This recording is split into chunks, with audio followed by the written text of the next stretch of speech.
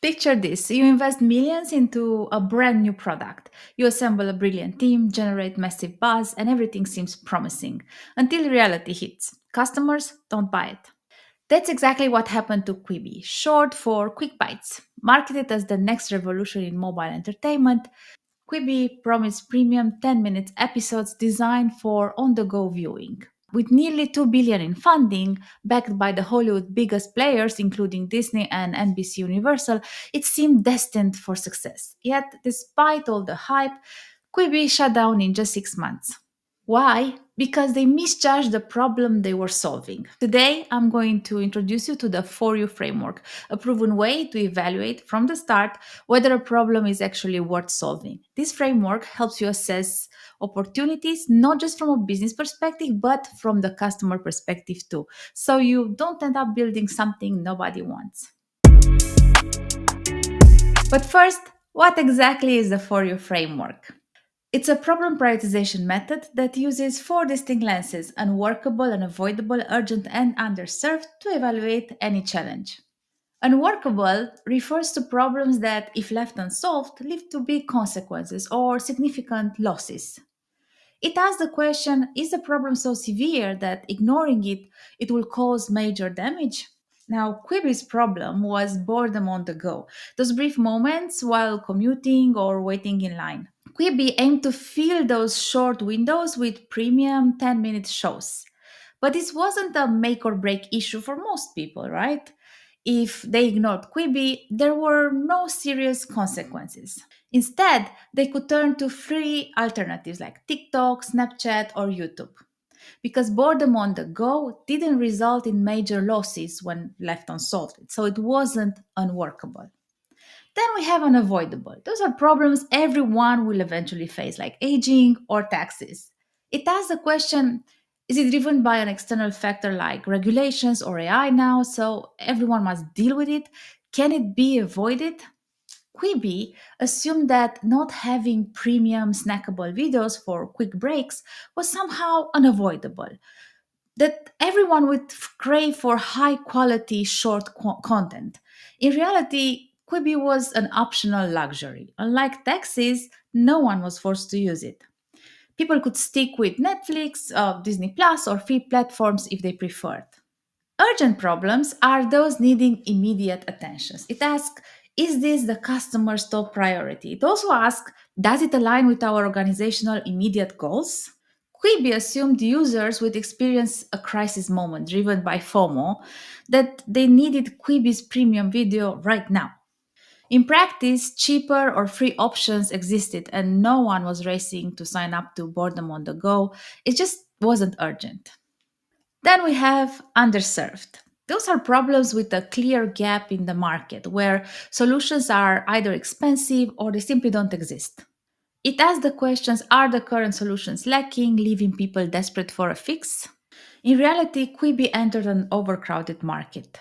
Free short form platforms already offered videos at no cost. And at the same time, they had like big name competitors like Netflix, Disney Plus, Hulu with huge libraries and loyal audience. Plus, Quibi charged $5 to $8 for their subscription, while the others were free. In conclusion, short form content was everywhere and mostly free. Quibi's premium model didn't fill any obvious gap. The market wasn't underserved. Had they applied the For You lens, they would have caught this early, before investing billions in a product no one actually needed. Now that you understand the For Yous, let's talk about when to deploy them effectively. New value propositions. So, when you're exploring a brand new concept or you're entering a new market, everything feels uncertain. The idea is still fuzzy and it's difficult to compare against other opportunities. This is where the For You framework helps you cut through the noise. By applying the same structured criteria to each idea, especially with decision makers, you ensure alignment and faster validation, and of course, stronger follow through. It prevents teams from chasing ideas that sound exciting but lack real impact. Now, another scenario that you might find interesting is when your backlog is overflowing. engineering, finance, sales, and marketing all have different priorities, each pushing for their agenda. How do you decide what truly matters? Instead of endless debates and gut based prioritization, the 4U framework provides a clear, objective scoring system. By ranking each item against the unworkable, unavoidable, urgent, and underserved criteria, the best opportunities naturally rise to the top. Because this process is collaborative, stakeholders see the same scoring system, reducing subjective opinions and accelerating their buy in. 3. Innovation challenges and hackathons. Large enterprises frequently run internal hackathons and innovation challenges, but not every idea pitched is worth pursuing. So, how do you separate gimmicks from real market opportunities? At Design Sprint Academy, we've used the For You framework to help teams filter out half baked ideas that basically aren't pressing or impactful. Sponsors can quickly assess which challenges are unworkable or underserved, ensuring the hackathon produces solutions with real market potential, not just flashy prototypes.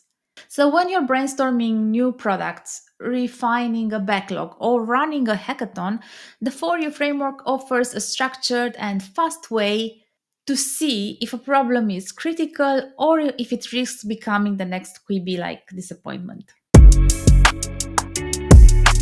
Here's a quick outline of how to apply it in practice.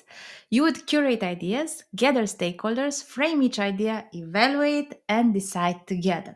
Let's look at these steps in detail. Step 1: Curate ideas.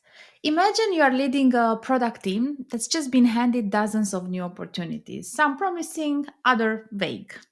Engineering wants to build a new AI feature, marketing is pushing for personalization, and leadership wants something innovative. Where do you even begin?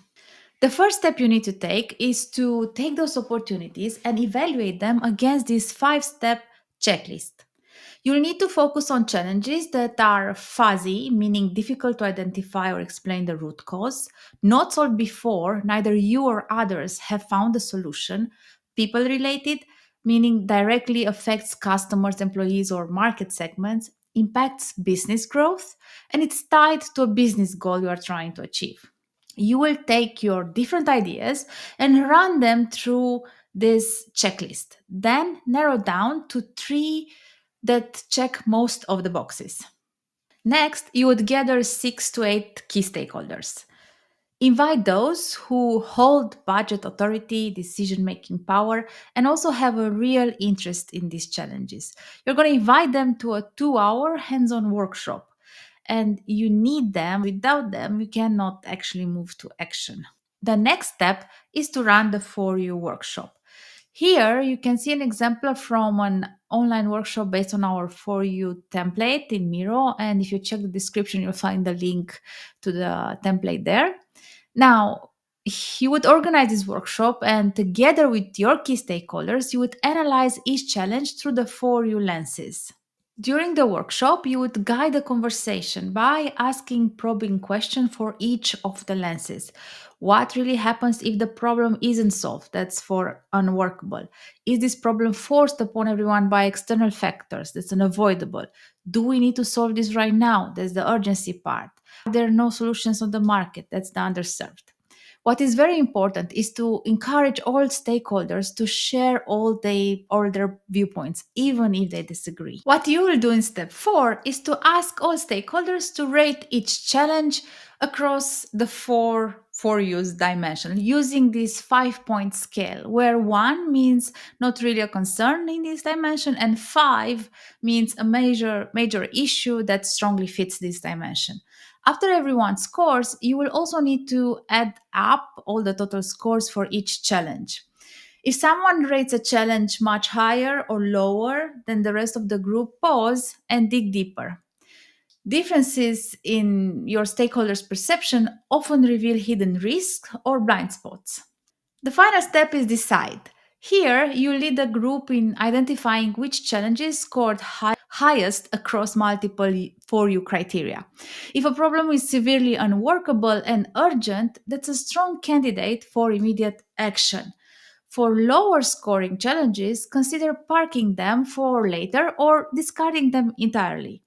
This helps avoid wasting resources on low impact problems. By the end of this process, you'll have at least one high impact challenge to focus on. This is how you need to think of opportunities to avoid ending up like Quibi. But this framework isn't just about avoiding failure. It's about making smarter bets, saving resources, and building products that drive real impact. If this approach resonates with you, download our free Miro template to start using the For You framework right away. Want to take it further?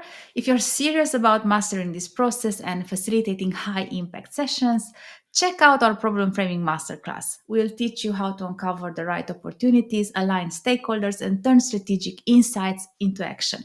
The link is in the resources, so I'll see you inside.